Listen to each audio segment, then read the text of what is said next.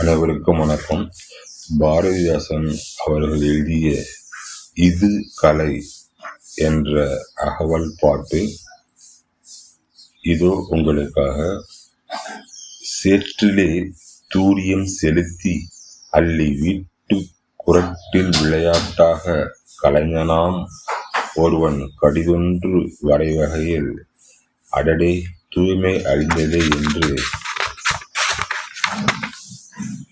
எரிச்சலோடு அவரிடம் ஏக அக்குரட்டில் குச்சினாய் வானை குரங்கு பற்றி